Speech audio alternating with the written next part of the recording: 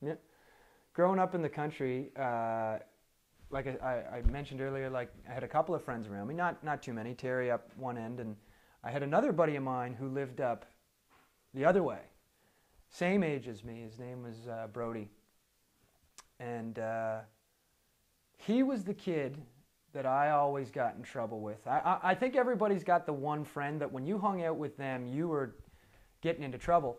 And it's funny because I don't want to pass the buck, but 99.9% of the time it was Brody, and you were there with Brody getting into trouble. But then when it was time to go your separate ways, I'm convinced, I never actually seen it happen, but I'm convinced that Brody told his parents it was all you.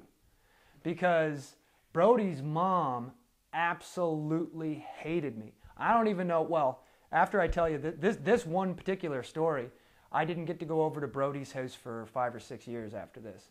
And up until that point, I had been there. There had been a number of things that happened that I'm pretty sure Brody blamed me for. Like one day, my parents went over to his place on a Sunday afternoon, like just to have, you know, a visit or whatever. Brody takes me out into his dad's garage. There's new patio doors set up that are going to go in the house on the new patio his dad just built. He put 2 beer bottles through both of them, smashed them in the garage, and then I'm pretty sure told his parents that it was my idea or whatever. Another time I was over at his place, this sounds terrible, but it happened. Another time we were over at his place, and Brody was up in a tree, and they had this black lab, Tippy, that would come around, and Brody was up in the tree, loogying, spitting on his dog. And then his mom came out the front door of the house and called Tippy to come in or whatever, and the dog runs in covered in spit, and got in trouble for that. I'm pretty sure I was blamed for spitting on the dog. But this one time in particular, this Brody and I, growing up in the country, there wasn't much to do. Almost everybody I knew had a dirt bike. And Brody and I had the exact same mini bike, 50. It was a red 50 Honda mini bike that was about this high, had a little pot-belly gas tank on it. It looked like something you'd see a bear ride in the circus. It was just this little... Anyway, over at Brody's at his place one day on my 50, and I show up, and he's in his driveway. He's got his kickstands down. Again, we're not very old at this age, like barely old enough to drive a BMX. I don't know, I was probably like 9 or 10.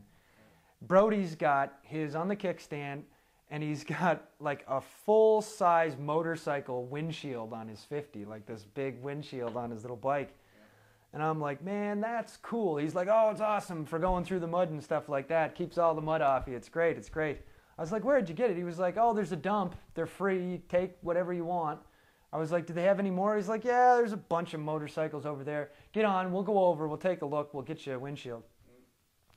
On the bikes we get, head over across the field to his neighbor's place, and I mean his neighbor's place. There's no houses in between. You can see where we're going from his driveway. We get over there, and he's right.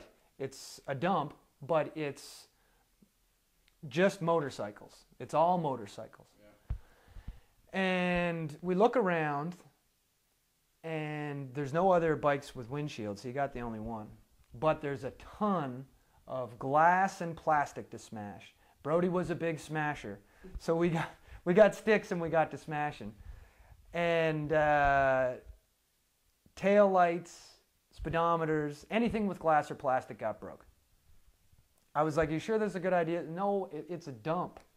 It's garbage. Don't worry about it. It's just break whatever. So we did. I left, went home, wasn't home for 45 minutes. And the guy who, John was his name, the guy who owned the dump, called up and wanted to know if myself and the neighbor's kid had been over to his motorcycle yard destroying salvage parts. Of course, we were. Come to find out that one of the speedometers that we smashed was exceptionally rare. He had a guy coming that night to pick it up, and he was going to get like $150 for it. Like, we smashed everything. Anything with glass got busted. And it was weird. He didn't call the cops because we were young enough for him not to call the cops. I didn't get my ass tanned, which is kind of surprising in hindsight.